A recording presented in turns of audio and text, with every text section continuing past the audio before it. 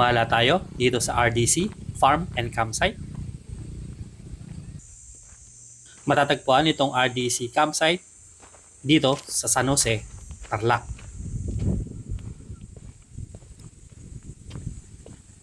Kung nature's lover kayo, isa ito sa magandang puntahan dito sa San Jose, Tarlac. So pwede kayo dito mag-overnight. So meron sila ditong mga kubo or accommodation at yung campsite van. Ito yung kanilang camper van na good for two and fully air conditioned.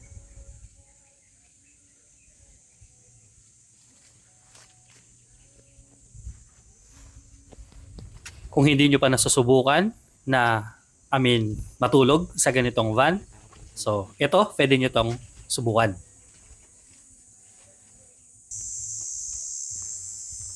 Meron din silang mga kubo sa mga gustong mag-overnight na mga campers.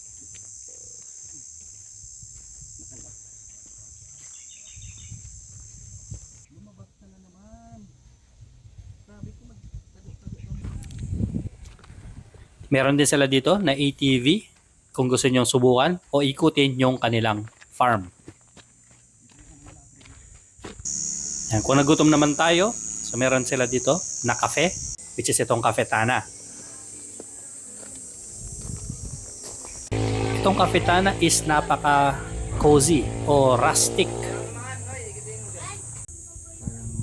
Kasi meron sa 23. Simpleng-simple lang yun nandito sa loob. Halos made of wood, kaya rustic na rustic talaga yung datingan dito sa loob ng kanilang cafe. Ito yung kanilang menu.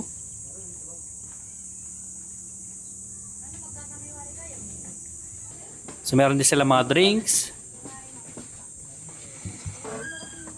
pasta, and bottled drinks.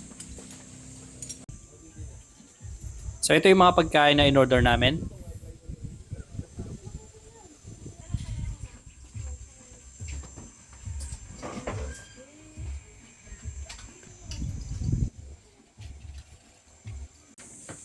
Napansin ko lang dito sa kalang pinto na maraming mga pictures.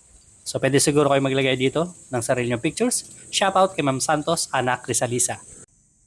Pagkatapos nyo kumain, so pwede kayong mag-ikot-ikot sa labas. So meron sila dito mga selfie area. Katulad nitong deer, yung kanilang agila.